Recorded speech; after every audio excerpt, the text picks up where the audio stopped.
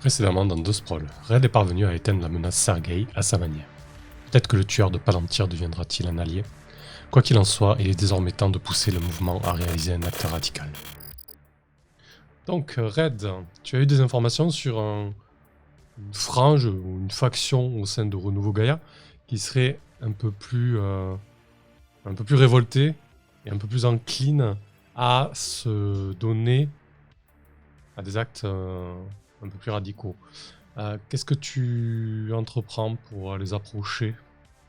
En fait, j'ai eu vent de leur existence par Darissa, qui est Mhm. la fille de Chance, qui après ma dernière entrevue avec sa grand-mère, a eu l'air de penser qu'on avait quelques atomes crochus dans notre vision de l'évolution du mouvement, et qui m'a contacté, qui m'a envoyé un email euh, en, en utilisant des canaux plus ou moins sécurisés, ce que je trouve pas très prudent d'ailleurs.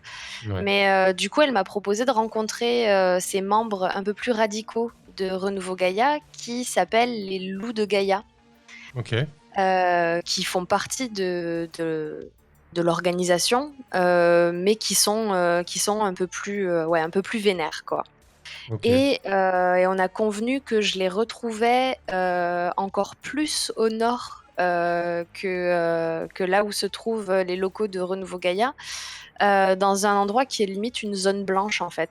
D'accord. Un endroit où il y a pas de data, mais c'est même très difficile de contacter les gens par des moyens virtuels, quoi.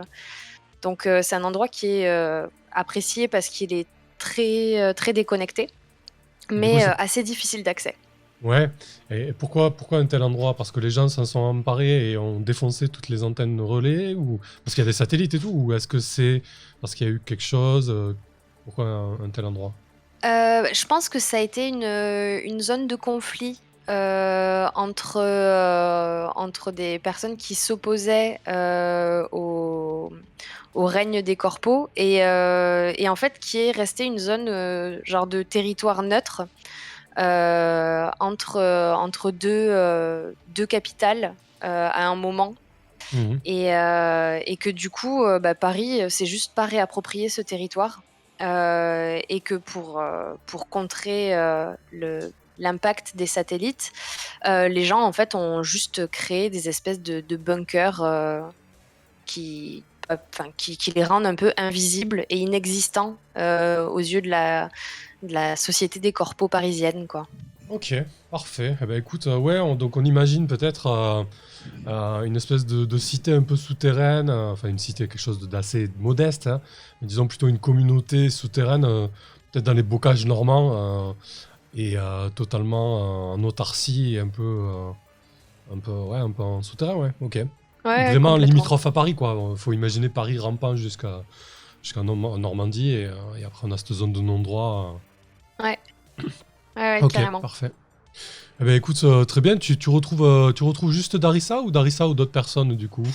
Je pense que je retrouve Darissa et un des membres des Loups de Gaïa. Je vais Mhm, pas y arriver avec leur nom. Un gars qui s'appelle Saul et mhm, qui se présente comme étant la tête de file en fait de ce mouvement-là. Ils sont encore plus dans la- l'horizontalité en termes de hiérarchie. Mais du coup, quand il y en a un qui doit rencontrer de nouvelles personnes, c'est lui. Parce que, alors, d'après ce que me dit Darissa, c'est un type hyper charismatique. Et du coup, on lui fait jamais à l'envers, quoi. ok. Du coup, bon, on voit à quoi ressemble Darissa, mais lui, à quoi il ressemble, du coup, ce sol là? Je pense que c'est un mec hyper grand. Il fait plus d'1,90 m. Il est aussi hyper musclé. Je pense que c'est un gars il doit faire de l'escalade ou un truc comme ça. Tu sens qu'il a une Mhm. musculature hyper fine et en même temps impressionnante. qui n'a aucune modification corporelle. Enfin, il n'a pas de tatouage, il n'a pas de piercing, il n'a pas de cybernétique. Enfin, vraiment comme sorti du ventre de sa mère, Un mais corps déjà healthy, adulte, quoi. quoi. Ouais, exactement, exactement. Et on le voit sur lui qu'il a une hygiène de vie absolument impeccable et intransigeante. Enfin, ça a l'air d'être un espèce d'asset hyper, ouais, Ouais, hyper à fond, quoi. comme un peu toute la communauté, parce que bon, il faut imaginer que vivre sans data et sans lien et en autarcie, surtout dans des conditions extérieures polluées, etc. Donc, il doit y avoir des fermes hydroponiques souterraines, etc. Donc, ça doit être un milieu assez particulier, avec un mode de vie qui n'a rien à voir avec celui de la capitale. Donc, vous vous retrouvez peut-être dans les appartements privés de Sol, en fait. Comme tu l'as décrit, lui et tout ce qu'il y a de plus simple, hein, et de plus modeste. Et puis ces appartements sont pareils, hein, c'est spartiate et il n'y a rien de superflu, en fait, à part peut-être le luxe de quelques livres papier qui trône sur une modeste étagère en bois, et il vous reçoit donc même le sol sur des tapis avec quelques poufs et une table rudimentaire. Il vous sert le thé et qu'est-ce que tu leur dis du coup à tous les deux? Du coup, je leur expose mon plan, en fait. L'idée que j'ai, qui serait de détruire le siège de Palantir et Mhm. de prendre la main sur les branches qui touchent à l'agriculture et à l'agroalimentaire, qui sont contrôlées par Palantir. Alors très indirectement, parce que le fer de lance de Palantir, c'est la sécurité. Mhm. Mais que du coup, en anéantissant le siège, on pourrait mettre à mal les forces de sécurité et en profiter pour reprendre la main sur cette partie-là, en fait, et établir le pouvoir de Renouveau Gaïa sur celui des corpos et peut-être mettre en avant le fait qu'une organisation non verticale, pardon, et plus égalitaire permettrait de mieux inclure la population et donc de mettre à mal tout le système des corpos, en fait. Ouais, du coup, Sol, il est un petit peu il est un petit peu dubitatif au début quand tu lui sers ça, et puis tu vois qu'au moment, dans ton discours, il y a quelque chose qui fait tilt, et il commence à être un peu plus enthousiaste. Il te parle de... Ouais, ça ressemble un petit peu à la prise en main des moyens de production, si effectivement on arrive à prendre la main sur les fermes autonomes et à les transformer pour s'en servir nous, ça pourrait être pas mal. Il fait sûrement des parallèles avec la guerre d'Espagne et la prise de Barcelone par les rebelles, entre guillemets, quoi. Donc une histoire qui est très très lointaine à présent, en tout cas qui a un peu plus de 100 ans, mais qui reste vive pour ces gens-là qui tentent une autre société, qui n'est toujours pas arrivée, quoi. Exactement. Et du coup, je pense que j'abonde dans son sens en lui décrivant des révoltes plus récentes, mais qui ont été très peu documentées parce que complètement étouffées par les corpos, et en particulier par Palantir, notamment ce Mhm. qui s'est passé en Russie. Et là, j'ai un peu une pensée pour Sergueï, en lui expliquant qu'il y a d'autres personnes, en fait, qui sont pas forcément directement liées à Renouveau Gaïa, mais qui pourraient énormément nous aider. Et du coup, est-ce que c'est là que je te propose de lancer mon nouveau move? Eh ben, écoute, s'il y a un déclencheur fictionnel, si tu estimes que le déclencheur fictionnel est acquis, dis-nous, lis-le-nous. Quand tu disposes de temps et d'espace nécessaires pour créer une connexion émotionnelle avec quelqu'un et prôner avec passion ta vision, lance 2d6 plus style. C'est le move du visionnaire, du provocateur. Parfait, ouais, t'allais Sur, piocher une manœuvre ailleurs. Ouais, exactement. Bah écoute, le déclencheur fictionnel, ouais, il a l'air tout à fait acquis, là, pas de problème. 2d6 plus style. Et bien, c'est parti. Ouf. Aïe, aïe, aïe. Ah, je vois pas ce que ça a fait. Bah c'est 3. Ah, c'est nul!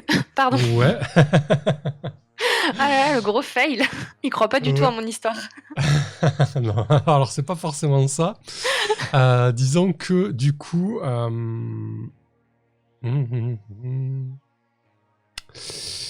Alors déjà, je vais monter le compte à rebours d'action d'un cran. Et en fait, ce qui va se passer, c'est que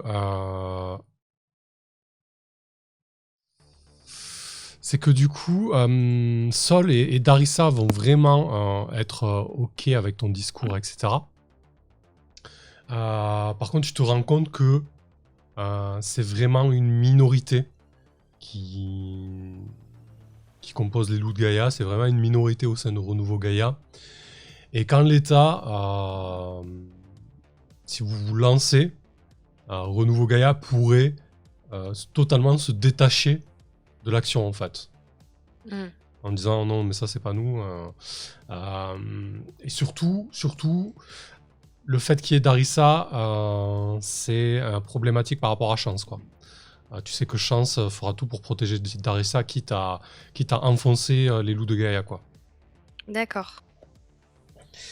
Du coup, Darissa justement, qui est aujourd'hui avec vous, te regarde avec des yeux tout à fait excités, en fait. Tu vois des étoiles dans ses yeux, quoi. Elle est vraiment subjuguée par votre discussion entre Sol et toi, en fait, et elle acquiesce totalement, elle adhère totalement à ça. Tu comprends qu'elle est en train de discuter aussi sur les réseaux, et elle n'est pas en train de balancer ce que vous êtes en train de dire, mais elle est en train de parler un petit peu de cette idéologie et de cette manière de penser et de ce que ça pourrait donner, etc. Et de faire un petit peu des plans sur la comète. Quant à Sol, lui, il te répond positivement. Il te dit, écoute, on va réfléchir à ça avec les loups. Si tu as des contacts, de l'aide, etc., on peut commencer à échafauder le plan, quoi. Mais... je pense que je lui balance direct le contact de March et de Sergueï en disant que c'est des alliés précieux, qu'il les contacte en disant que ça vient de moi et qu'il n'y a aucun problème. Je confirmerai tout à fait que c'est moi qui ai échangé leur contact avec lui, parce que c'est des personnes qui sont essentielles, en fait, pour réussir cette action. Ok. Parfait. Écoute, il prend les contacts. Toi, de ton côté, tu sais que si ça permet d'avancer avec les loups de Gaïa, en tout cas, tu sais que l'opération pourrait être faisable, mais le problème, c'est que tu te doutes en l'état, vu les infos que tu as eues, vu la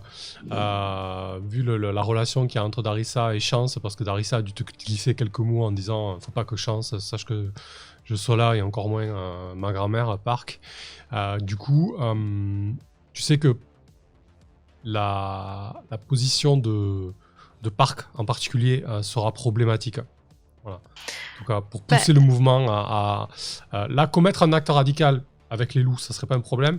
Par contre, pour avoir l'adhésion du mouvement, Park sera un frein, quoi. Du coup, je pense que je vais essayer, ce que je propose à Sol en tout cas, de faire bonne publicité au loup de Gaïa auprès de la branche dominante du mouvement de Renouveau Gaïa.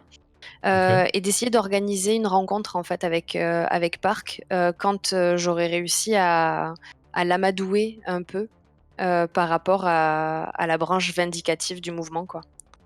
Ok, ouais, une espèce de, comment on pourrait appeler ça, de table ronde entre les différents Exactement. mouvements. Et même Ok. s'il y a d'autres branches qui sont un peu, on va dire, un peu autonomes au sein de Renouveau Gaïa, les inclure. Pouvoir convaincre le plus de personnes possible, en fait, c'est s'assurer que y aura des soutiens. Donc Ok. voilà. Ça marche. Écoute, si tu veux rajouter quelque chose auprès de Sol ou de Darissa, je t'en prie. Oh non, je le remercie parce que son thé est délicieux et voilà. Parfait. Du coup, qu'est-ce que tu fais? Tu vas à la rencontre de Park? Ouais, je pense pas Parc en premier, je pense que je vais commencer par Chance. D'accord. Parce que c'est Ok. quand même elle qui gère la communication du mouvement, et du coup, si je veux proposer des idées d'ouverture vers une radicalisation via des contenus politiques ou ce genre de choses, c'est vers elle qu'il faut que je me tourne en premier. D'accord. très bien. Est-ce que tu vas lui parler de Darissa et de sa volonté de, de faire partie des Non. loups et d'opération? Non? Ok. Non, non, pas du tout, non. Je pense que même je vais pas lui parler tout de suite de l'opération. Ça viendra peut-être en fin de conversation si je sens qu'elle est réceptive. D'accord, ok. Bah écoute, on va faire une ellipse, on va se retrouver dans les locaux de Chance. En tout cas, ces appartements un petit peu là où elle a l'habitude de vivre et de streamer notamment. Ces locaux colorés, bigarrés qu'on avait déjà décrits. Euh, Quand tu arrives, Chance est en pleine discussion avec très certainement sa conseillère, ou en tout cas celle qui l'assiste au maximum sur les réseaux. Il parle notamment de l'événement qui s'est passé avec la keynote, hein. Ils essaient de capitaliser un maximum sur les hashtags et les mouvements qui s'en sont suivis. Quand elle te voit arriver, elle t'invite à t'approcher et à participer à la conversation. Bah, je la rejoins ravie et j'essaye d'orienter assez vite la conversation sur les violences qu'ont subies les manifestants et les militants de Renouveau Gaïa.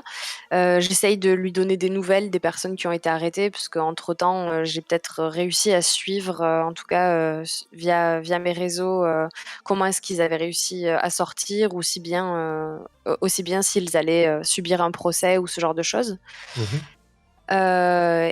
J'essaye de la convaincre en fait que c'est pas normal et que en rester là serait une erreur en fait. Ça serait montrer que les actions de Renouveau Gaïa sont dérisoires et ça serait pas bon pour le mouvement en fait. Ce genre de coup, c'est important parce que ça montre l'existence du mouvement à la population qui est pas forcément réceptive à leurs revendications. Mais qu'en fait, jouer sur le fait que ça pourrait être n'importe qui soit arrêté par Palantir, parce que j'imagine qu'il y a eu pas mal d'erreurs dans les arrestations et que des personnes se sont retrouvées en cellule sans trop savoir ce qu'elles faisaient là dans cette grande confusion.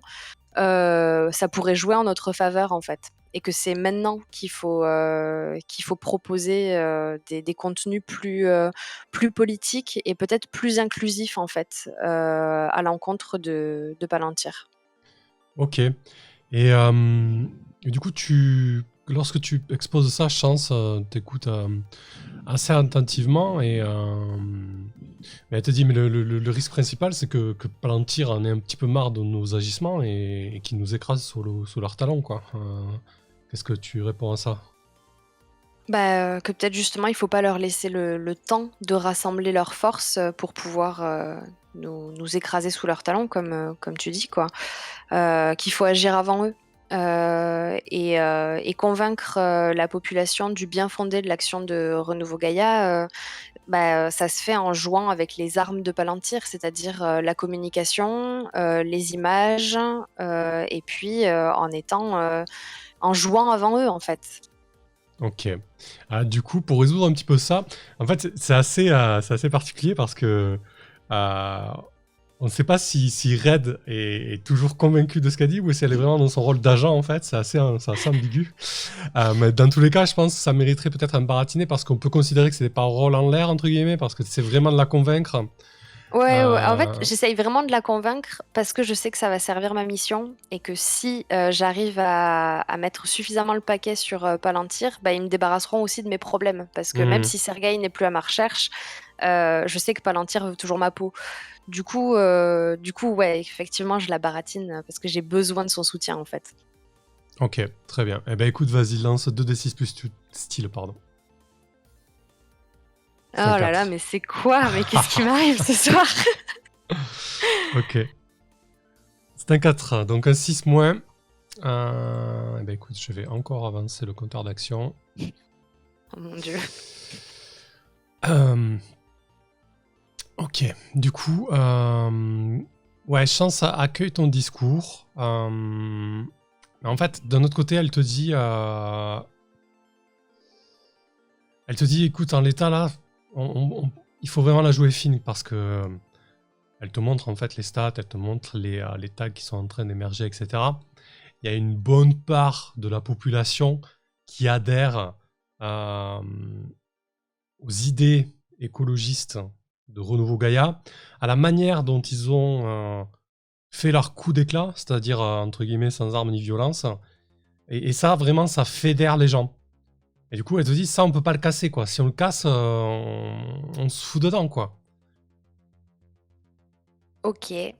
Du coup, j'ai envie de lui montrer, à quel point, c'est intéressant comme démarche évidemment. Je soutiens le fait d'être non violent, mais qu'en fait, rien ne pourra fonctionner, si on joue pas avec les armes de Palantir et du coup, je lui passe, des vidéos de la violence dont a fait preuve, Palantir envers des personnes innocentes, et je pense que j'ai ça en stock, notamment les images que j'ai pu montrer à Sergueï, mais je dois en avoir d'autres sur, d'autres zones géographiques, peut-être plus proches. Justement, j'ai peut-être, dis-moi si c'est possible, réussi à récupérer, des images du conflit, qui a créé les zones blanches, en Normandie, enfin, qui a complètement effacé, toute une partie du territoire, aux alentours de Paris et ce que Oui, les gens totalement, ouais. ignorent complètement, quoi. Totalement. Oui, tu lui passes tout ça. En fait, elle, ce qu'elle note lorsque vous passez un petit peu ces flux liés aux arrestations, au ras-le-bol par rapport aux guerres corporatives, etc., euh, c'est que tu sens qu'il y a deux tendances qui commencent à émerger. Il y a vraiment le pan où Renouveau Gaïa commence à avoir très bonne presse, et l'autre où il y a des gens qui se disent quand même faudrait se bouger parce que ça peut plus durer comme ça. Tu sens qu'il y a quand même une colère populaire qui commence à monter, en fait. Et que concrètement, cette colère populaire, à un moment donné, va s'opposer à la frange de la population qui est plutôt pour la bonne presse de Renouveau Gaïa. Bah, du coup, j'ai envie de lui proposer une action de communication, une dernière avant de voir si, ça serait possible de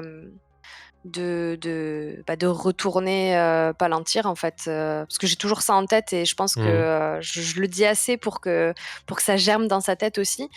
Utiliser, les immenses panneaux publicitaires pour, diffuser les images de la violence de Palantir et ça, c'est quelque chose qui peut se faire, justement sans violence, mais pour exposer, à quel point, continuer à se battre sans violence, c'est se battre, avec du vent, quoi. Parfait.